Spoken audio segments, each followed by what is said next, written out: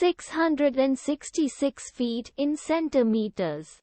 First of all, we need to know the value of 1 foot in centimeters. It's always 1 foot equals 30.48 centimeters.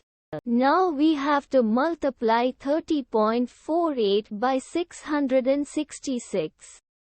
Therefore, 666 feet times 30.48 centimeters equals 20,299.68 centimeters.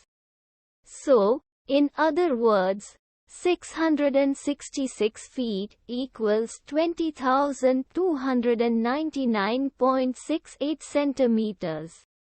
We hope you have enjoyed this video.